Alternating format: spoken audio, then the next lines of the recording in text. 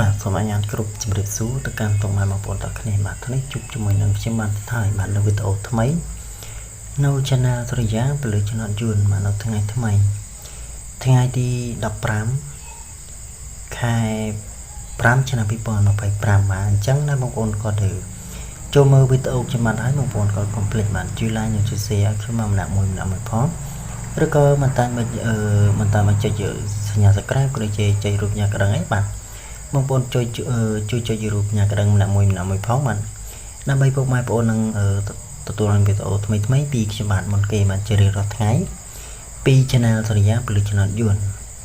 បាទបើសិនជាបងប្អូនគាត់ចង់មកលេខបច្ចៈពុះបច្ចៈមកបាទពីខ្ញុំបាទបងប្អូនអាចធ្វើការតំណែងមកខ្ញុំបាទចំពោះខាងខ្ញុំបាទគឺមានតម្រុយ2វេនបងប្អូនបាទមានម៉ោង4និងម៉ោង6បាទអញ្ចឹងចំពោះមួយរយៈនេះគឺខ្ញុំបានផុសវីដេអូទេបងប្អូនអធិស្ឋានផងបាទនិយាយទៅគឺវីដេអូយ៉ាងមានបញ្ហាបងប្អូនបាទនិយាយទៅគឺផុសអត់កើតបាទអញ្ចឹងហើយបងប្អូនខ្លះគាត់ឆាតសួរឬក៏ខលសួរអញ្ចឹងបាទគឺអត់ដែលឃើញផុសវីដេអូបងប្អូនបាទនិយាយទៅវីដេអូយើងផុសអត់កើតបងប្អូនបាទអធិស្ឋានផងបាទ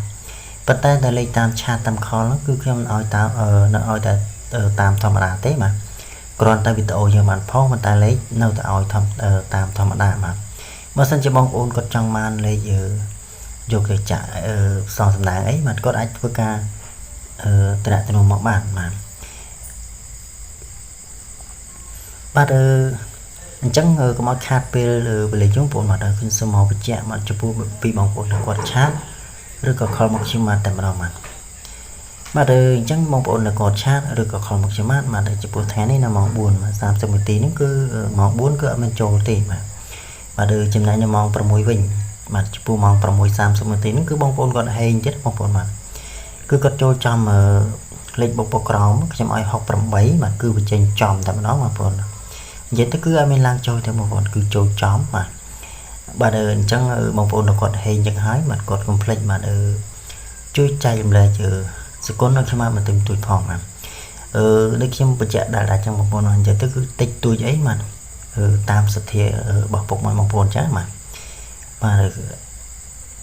គាត់ត្រូវតិចជូនតិចបាទគាត់ត្រូវច្រើនជូនច្រើនបាទតាមទឹកចិត្តរបស់ពុកម៉ែបងប្អូនទេបាទ